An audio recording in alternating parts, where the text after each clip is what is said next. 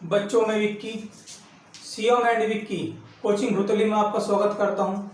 इस बच्चे ने मेरा चैनल सब्सक्राइब ना करा हो, सब्सक्राइब करें, बेल आइकन दबावें, शेयर करें, कमेंट करें और लाइक करें। मैं आज आपको बायोलॉजी का पार्ट 8 में पढ़ाने वाला हूं। पाचन तंत्र का भाग घ। पाचन तंत्र के 3 भाग मैं डाल चुका हूं और आज भाग घ पढ़ाऊंगा, जिसमें मुझको पढ़ाना है आपको अग्नाशय, कह सकते हो आप पैनक्रियाज, इंग्लिश में इसका नाम आता है पैनक्रियाज। मैंने आपको क्या क्या पढ़ा दिया? मुख भुआ पढ़ा चुका हूं आपको, दांत पढ़ा चुका हूं, लार पढ़ा चुका हूं। अब पढ़ाने वाला हूं आपको अमाशय पढ़ा चुका हूं। अमाशय से भोजन जाता है कहां पे? ग्रहणी में। तो हमें क्या पढ़नी? ग्रहणी पढ़नी है। ग्रहणी के बाद हमको पढ़ना है भैया जेजुनम। जेजुनम के बाद पढ़ना है हमको इलायम। ये जो तीनों भाग है ये बेटा छोटी आंत के भाग है।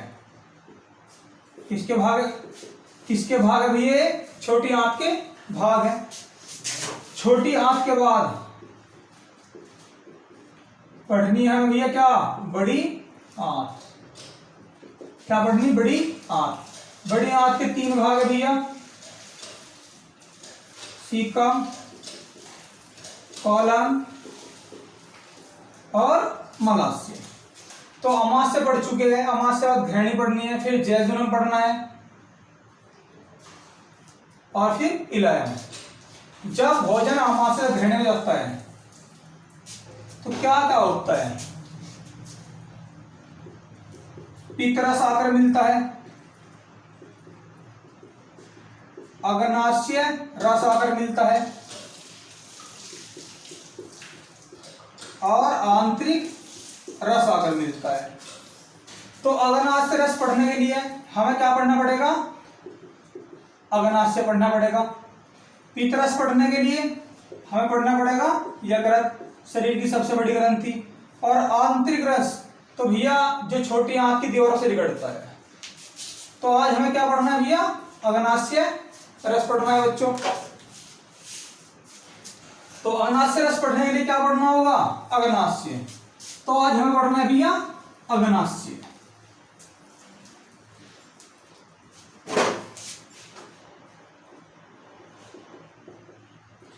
इसका इंग्लिश में नाम आता है कभी कभी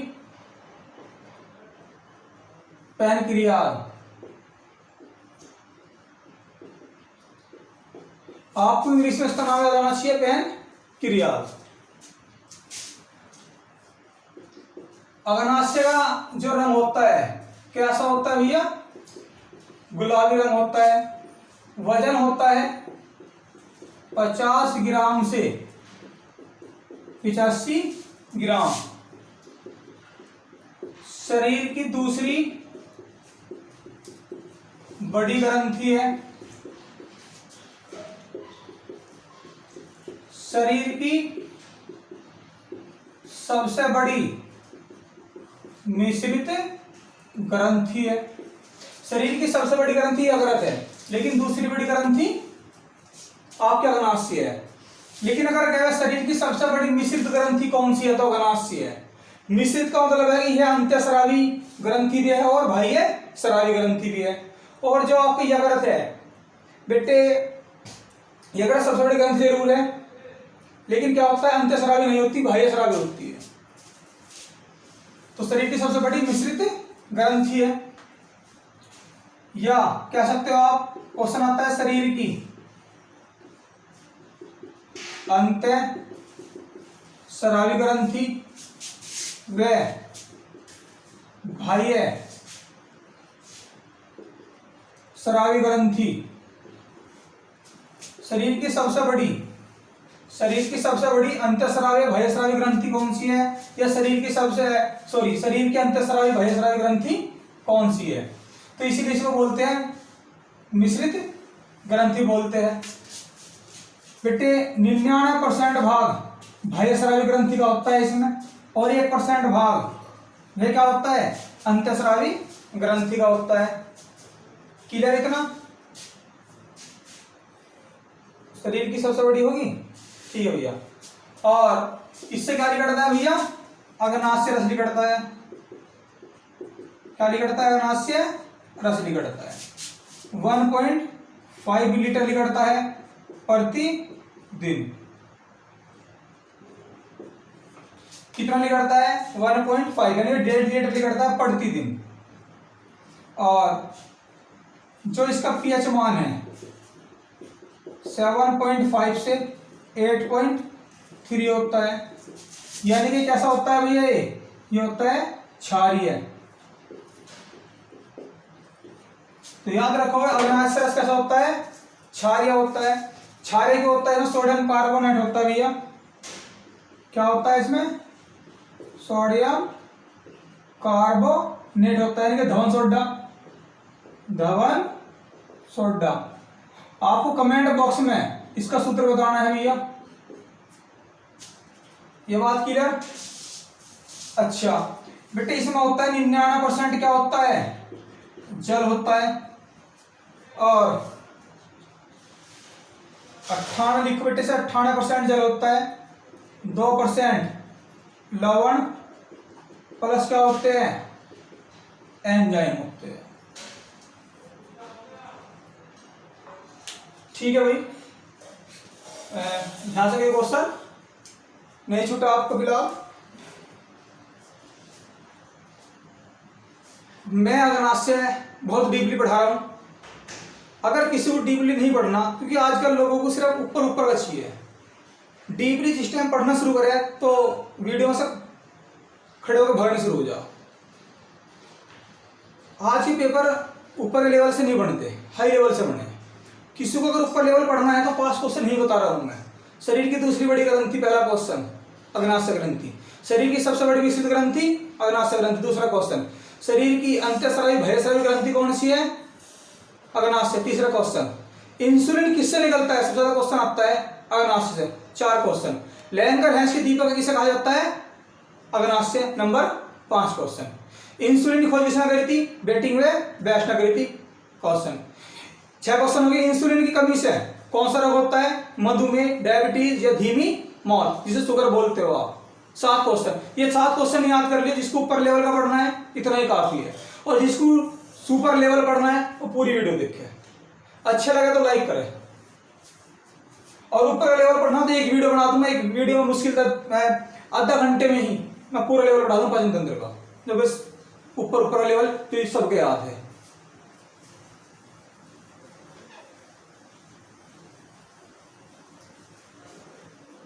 आकृति कैसी होती है भैया इसकी? आकृति होती है पत्ती जैसी, ऐसी होती है भैया। अब क्या करता हूं मैं? इसको बीच में से काट रहा हूं। क्या कर रहा हूं? ऐसे में काट दी। काटने के बाद ऐसा चित्र बनेगा। क्या होता है? ऐसे इस पे गोल गोल ऐसे होता है।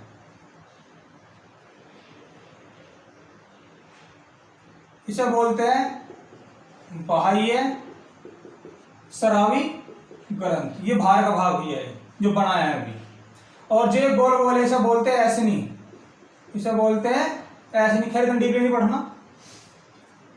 और यही 99% भाग है जो अंदर का है, ये % भाग है, इसे बोलते हैं अंतःस्रावी ग्रंथि। इसके अंदर बहुत सारी कोशिकाएं होती है, छोटी छोटी छोटी छोटी। क्या होती है भैया? बहुत सारी कोशिकाएं होती है, यानी कि सेल। क्या भागों में बांटते हैं इसको? 4 भागों में बांटते हैं। और इन कोशिका के समूह को लैंगर हैंस की दीपिका कहते हैं। ये क्वेश्चन कई बार आया कि लैंगर हैंस की दीपिका किसे कहा जाता है? अग्नाशय को कहा जाता है। कितने भागों में बांटते हैं? 4 भागों में बांटते हैं इन कोशिकाओं को। अल्फा सेल यानी कोशिका, beta cell, clear, gamma cell, और भैया एफ सेल। एफ सेल को बोलते हैं पीपी सेल। पीपीसीएल की आपको क्या बतानी है भैया, फुल फॉर्म बतानी है। कमेंट बॉक्स में पीपीसीएल की फुल फॉर्म बतानी है। इससे निकलता है भैया ग्लू के हार्मोन्स, ग्लू के गॉन हार्मोन्स निकलता है इससे। बीटा सेल से निकलता है इंसुलिन, इंसुलिन निकलता है हार्मोन्स। खोज करी थी इसकी किम्बल प्लस मर्लिन ने। इंसुलिन की खोज करी थी बेटिंग वे बेस्ट ने। इससे निकलता है भैया सोमोस्टेटिन। एक सोमोस्टेटिन मैंने आपको पढ़ाया भी था, क्या करता है भैया, वो संकुचन करता है, मैंने आपको पढ़ाया था अभी। अमाशय में भी होता है सोमोस्टेटिन, पढ़ाया मैंने आपको। लेकिन सोमोस्टेटिन अग्नाशय में होता है। अग्नाशय में क्या करता है, ग्लूकेगॉन हार्मोन्स और इंसुलिन को कंट्रोल में रखता है। भैया वहां अलग है, यहां अलग है। एफ सेल क्या करती है,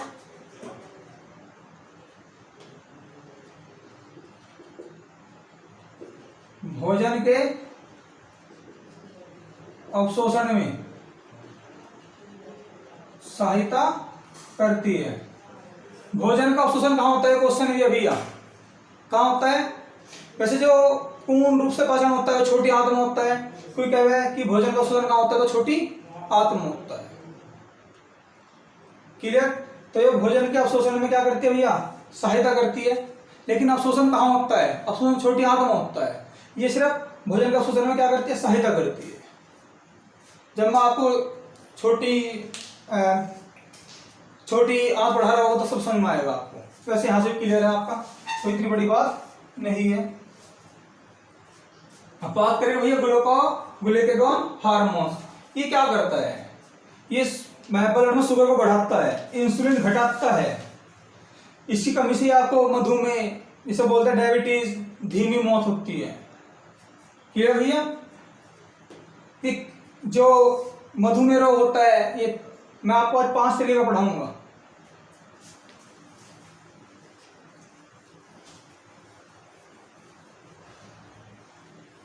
बात करें भैया किसकी, ग्लूके हार्मोन की,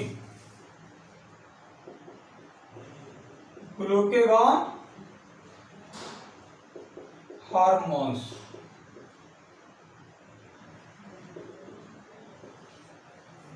ये क्या करता है भैया, ग्लूकेगॉन हार्मोन्स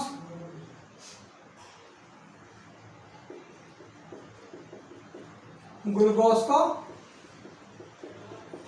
बढ़ाता है या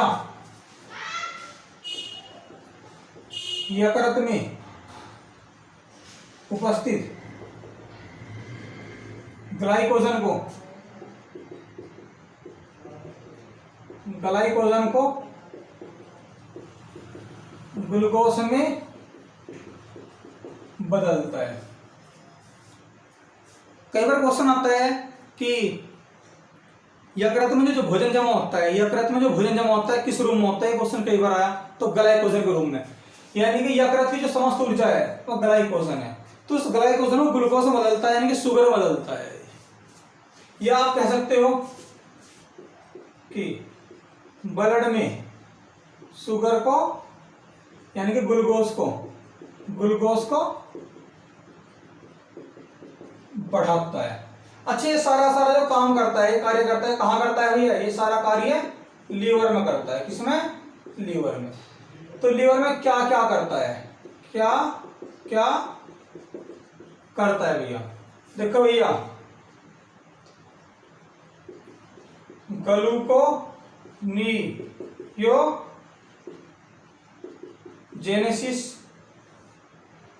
दूसरा है भैया लाइपोलिसिस, तीसरा है भैया ग्लाइकोजीनोलाइसिस।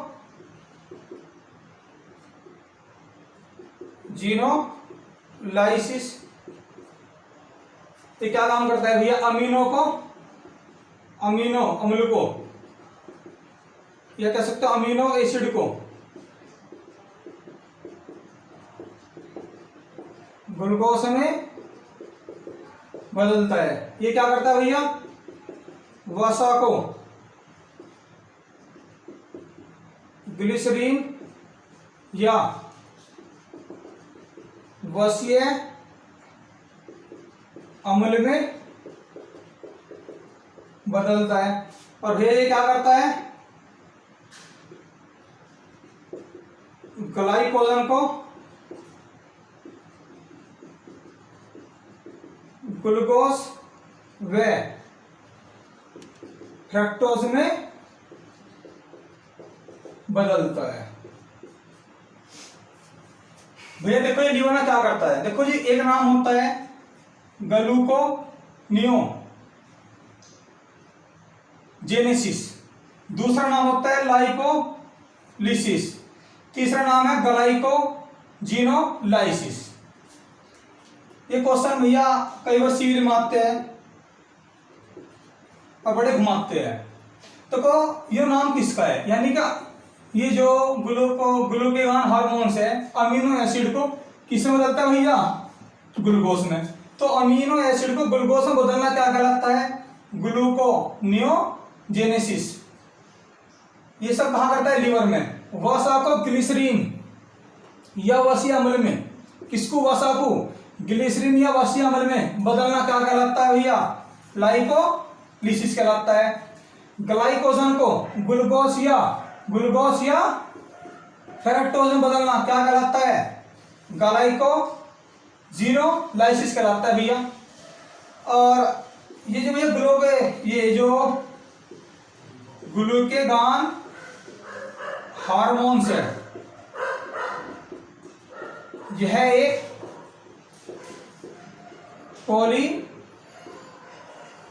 ये भैया एक पॉलीपेप्टाइड, ये होती है भैया आपके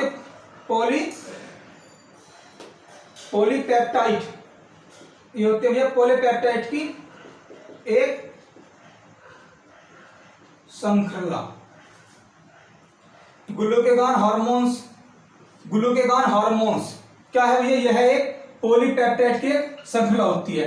यानी कि आप कह सकते हो ऐसे होती है भैया, पूरी पॉलीपेप्टाइड की श्रृंखला होती है। ये जो एक अणु है, क्वेश्चन आता है ग्लूकेगॉन हार्मोन्स के एक अणु में कितने अमीनो अम्ल होते हैं, कितने अमीनो अम्ल होते हैं बेटा, आंसर है कितने, 29 अमीनो अम्ल, 29 अमीनो अम्ल। ये क्वेश्चन हमारे शरीर से नहीं बन रहा। अगर कहोगे हमारे शरीर में कितने अमीनो अम्ल होते हैं तो 20 से 22 प्रकार के होते हैं, आंसर 20 आ जाता है। ये क्वेश्चन अलग है, क्वेश्चन अलग है, क्योंकि जो ग्लूकेगॉन हार्मोन से पॉलीपेप्टाइड की श्रृंखला है इस तरीके से। और एक ग्लूकेगॉन हार्मोन्स के एक अणु में कितने अमीनो अम्ल होते हैं भैया, 29 होते हैं। तो भैया ब्लड में शुगर बढ़ाता है ये, लेकिन इंसुलिन क्या करता है, कम करता है। तो बात करें भैया इंसुलिन की, किसकी बेटे, ये अल्फा सेल की बात करनी है हमने, अल्फा सेल की बात कर चुके हैं। अब बात करें भैया किसकी, बीटा सेल की।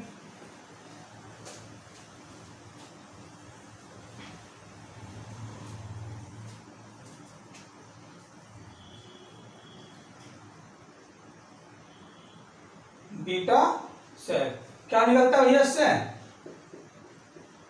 इंसुलिन निकलता है। ये क्या काम करता है भैया, कार्य क्या है इसका, ब्लड में शुगर कह सकते हो या ग्लूकोज को क्या करता है भैया, कम करता है। एक बात याद रखियो आप, इंसुलिन कम निकलता है तो क्या होता है भैया, इंसुलिन कम निकलता है तो बेटे मधुमेह होता है। इंसुलिन कम निकलेगा तो ग्लूकोज की मात्रा शरीर में बढ़ती है। और भैया क्या होता है फिर, डायबिटीज रोग, मधुमेह रोग, क्या कह सकते हो आप, धीमी मौत। धीमी मौत। इसे बोलते हैं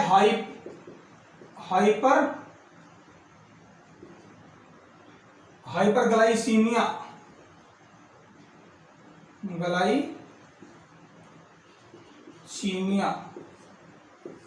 इस रोग को बोलते हैं, देखो ये क्या होता है, जो बीटा सेल है, इंसुलिन निकलता है, ग्लूकागॉन हार्मोन्स तो ब्लड में शुगर को बढ़ाता है, ग्लूकोज को बढ़ाता है। तो मैं भी क्या करते हैं भैया, जो उसने ग्लूकोज बनाया, ग्लूकागॉन हार्मोन्स ने जो ग्लूकोज बनाया उसको ऊर्जा के रूप में बदलता है कौन? इंसुलिन। अगर इंसुलिन कम निकलेगा तो ग्लूकोज ऊर्जा के रूप में नहीं बदलेगा, ग्लूकोज की मात्रा क्या हो जाएगी, शरीर में बढ़ जाएगी। और बढ़ने से क्या होगा भैया, डायबिटीज रोग, मधुमेह, जिसको आप बोलते हैं शुगर भी बोलते हो आप, या बोलते हैं धीमी मौत, और इसको बोलते हैं, इस रोग को बोलते हैं हाइपरग्लाइसीमिया। ये भैया कैसा रोग है? आनुवांशिक रोग है भैया। अच्छा, ये कितने प्रकार का होता है, चलो समझाता हूं। ये बेटे 5 प्रकार का होता है। ये रोग में क्या प्रकार का होता है? 5। ग्लाइकोसूरिया, दूसरा होता है भैया पोलीयूरिया, तीसरा होता है भैया पॉलीडिस्पिया, चौथा होता है भैया पॉलीफेजिया, पांचवा होता है भैया कीटोयूरिया या भैया कीटोनोयूरिया होता है। इसमें क्या होता है भैया, ग्लूकोज मूत्र में ज्यादा उत्सर्जित होता है, इसमें बहुमूत्रता होती है, बहुमूत्रता ज्यादा है, इसमें अत्यधिक भूख लगती है, भूख लगती है। इसमें क्या होता है भैया, अत्यधिक प्यास लगती है,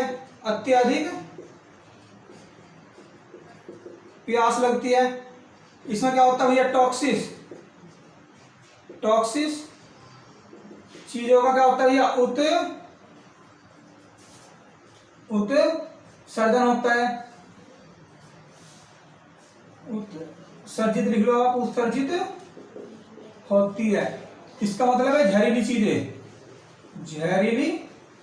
चीजें।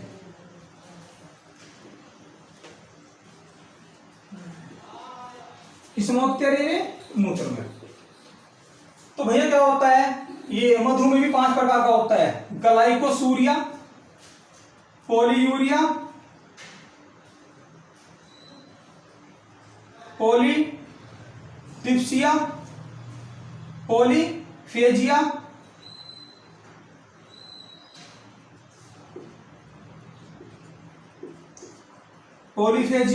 कीटोयूरिया या कीटोनोयूरिया। इसमें क्या होता है भैया, ग्लूकोज मूत्र में ज्यादा उत्सर्जित होता है। अगर ग्लूकोज मूत्र में ज्यादा उत्सर्जित हो रहा है तो कौन सा रोग है, ग्लाइकोसूरिया। ये सब भैया डायबिटीज के रोग है 5। ये डायबिटीज यानी कि मधुमेह रोग 5 प्रकार का होता है। जब बहुमूत्रता अधिक हो, यानी कि बार बार पेशाब करना, भैया कौन सा रोग है, ये पोलीयूरिया है। ये भी लक्षण भैया मधुमेह ही है, ये भी मधुमेह ही है। अत्यधिक भूख लगना, यानी कि बार बार भूख लगना, अत्यधिक ज्यादा भूख लगना, तो भैया ये भी क्या है, पॉलीडिप्सिया रोग है। अत्यधिक प्यास लगना तो पॉलीफेजिया रोग है भैया ये। और टॉक्सिक चीजों का उत्सर्जित मूत्र में जब हो लगता है, यानी कि जहरीली चीजों का जब उत्सर्जन मूत्र में हो लगता है, तो कौन सा रोग है भैया, कीटोयूरिया या कीटोनोयूरिया। और भैया आपको बता दें, ये जो इंसुलिन है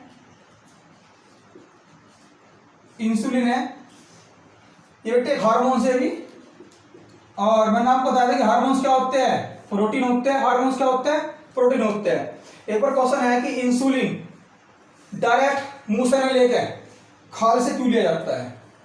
मैंने भी समझाया, हार्मोन्स और एंजाइम क्या है, प्रोटीन है।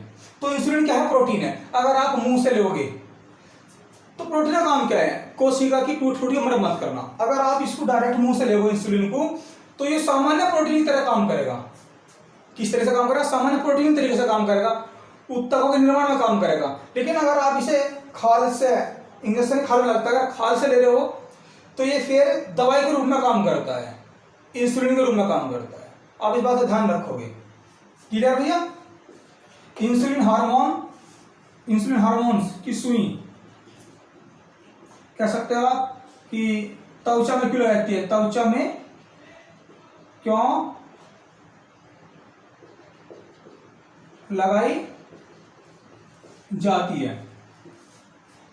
क्योंकि यह फिर सामान्य प्रोटीन की तरह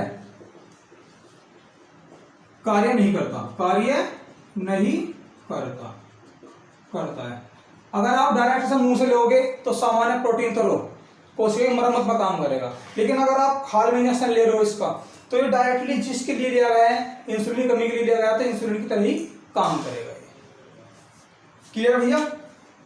और आपको बता दें कि ये भी भैया पॉलीपेप्टाइड का समूह है। ये भी किसका समूह है भैया? पॉलीपेप्टाइड की श्रृंखला है भी। ये दो प्रकार से होती है, इस प्रकार से, एक ए नाम की और एक बी नाम की। इसमें तो होते हैं 21 अमीनो ए में, और इसमें होते हैं भैया 30। टोटल कितने होते हैं इसके भैया? 51 अमीनो में होते हैं। क्लियर? ठीक है भैया, इतना काफी है इसमें। और बात करें भैया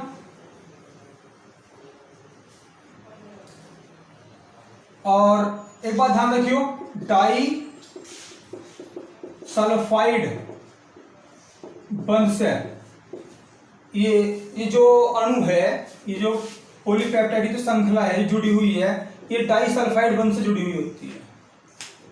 क्लियर? बात करें भैया किसकी वजह? बात करें भैया अग्नाशय में, अग्नाशय रस की। किसकी बात करें भैया? अग्नाशय रस की। एक होता है भैया अग्नाशय रस में एंजाइम, अग्नाशय रस में एंजाइम। एक होता है ट्रिप्सिन। कल मैंने आपको पढ़ाया था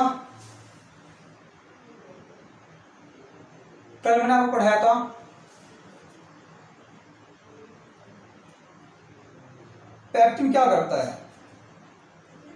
कल मैंने आपको पढ़ाया था, एक प्रोडेनिन पढ़ाया था, ठीक है? मैंने कहां पढ़ाया था कल? चलो बताता हूं कि क्या करता है। प्रोटीन या प्रेप्टॉन को अमीनो में बदलता है, अमीनो अम्ल में बदलता है। अमाशय में क्या हुआ? अमाशय में क्या होता कि अमाशय में प्रोटीन है, वह प्रेप्टॉन में टूटती थी। कल मैंने आपको पढ़ाया था कि जो पैक्टिन है वो क्या काम करता है? प्रोटीन को प्रेप्टॉन में तोड़ता है। और यहां क्या करता है? ये रियलिटी में आप ये हटा सकते हो, प्रेप्टॉन को अमीनो अम्ल में बदलता है। क्लियर? और ये होता है आपके एमाइलेज। क्या होता है भैया? एक बेटा होता है एमाइलेज। मैंने आपको पढ़ाया भी है। ये स्टार्च या मंड को किसे बदलता है भैया? स्टार्च या मंड को बेटे माल्टोज बदलता है। स्टार्च या मंड को किसे बदलता है? माल्टेज में बदलता है भैया। क्लियर हो गया? एमाइलेज स्टार्च या मंड को, स्टार्च या मंड को माल्टोज